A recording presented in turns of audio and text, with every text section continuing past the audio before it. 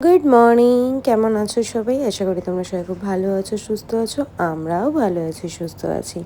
আজকের মর্নিংটা একটু অন্যরকমভাবে শুরু করলাম। সবাই ঘুম থেকে উঠে ফ্রেশ হয়ে গেছি, সিনটি দিকে রেডিও হয়ে গেছে। আমি গোপুসোনাকে ঘুম থেকে তুলে দিলাম। সিনটি দেখো এখানে করছে ব্রেকফাস্ট, আর অতনু এখানে দাঁড়িয়ে কী করছে ওরাই জানে দুজনে। আমার ঘুম থেকে উঠে কোনো কিছু করতেই ইচ্ছে করে না। মনে হয় আরও একবার ঘুমিয়ে পড়ি, তাহলে ভালো হয়।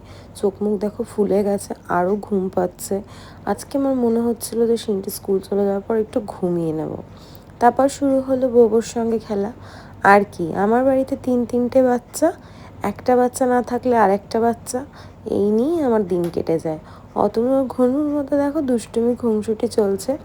অতনুর সঙ্গে একটু দুষ্টুমি করছে আর ঘন্টু রেগে যাচ্ছে, তাই আমি ঘন্টুকে একটু আদর করে দিলাম। আর ঘন্টু কিন্তু আমাদের খুব শান্ত। অতনুকে দেখলেও একটু পাগলামি করে বটে, অতনুকে যে বেশি ভালোবাসে।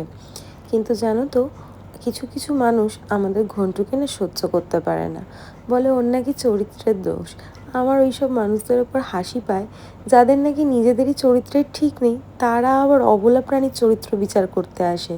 ভাবা যায়? এসব মানুষকে কি বলবো বলো তো। যাই হোক, ছাড়ো। সিনটির ব্যাগটা তুলতেই আমি বললাম, এত ভারী ব্যাগ! ফুল তুলতে এসে তিনটে বিল্লুর সঙ্গে দেখা, ওখানে বসে রয়েছে বৃষ্টির মধ্যে। আর আজকে মনয়ের সঙ্গেও দেখা হয়ে গেল অনেক দিন পর। এখানে অতনু ঘরে এসে আমার হাতে কিছু টাকা ধরিয়ে দিল। সকাল সকাল টাকা পেতে কার না ভালো লাগে বলো তো। গপুকে প্রণাম করে ও তো বেরিয়ে গেল। আর দেখো ঘড়ির কাঁটায় 12:30 বাজে। আমি এখন ঘুম থেকে উঠলাম।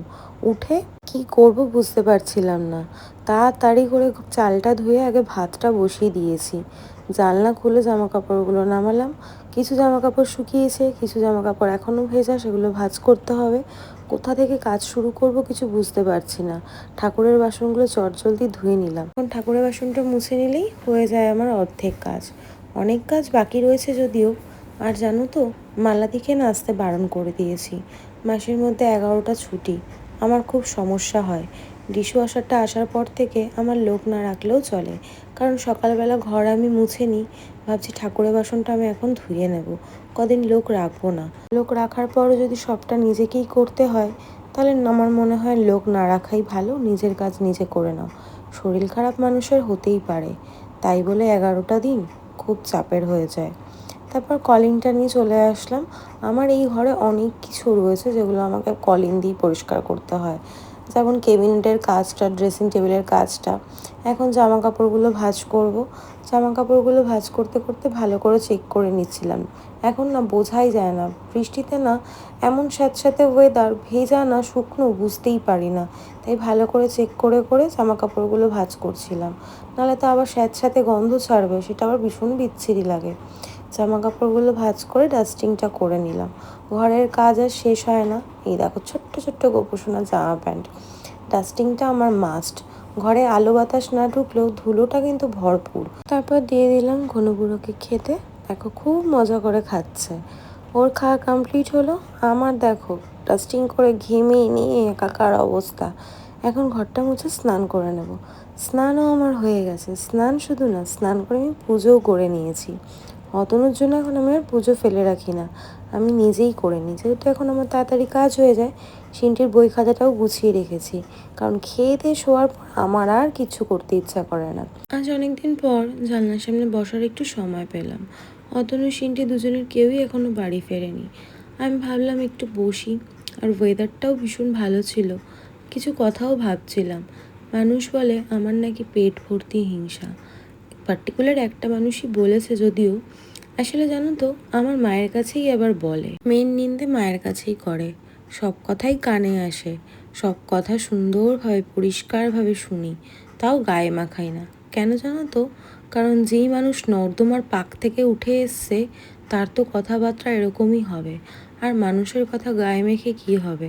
নিজের ঘর ঠিক থাকলে, স্বামী ঠিক থাকলে লোককে পাত্তা দেওয়ার দরকার হয় না। আমি তো আমার নিজের স্বামীকে কন্ট্রোলে রাখি, অন্যেরা তো আবার অন্যের স্বামীকে কন্ট্রোলে রাখে।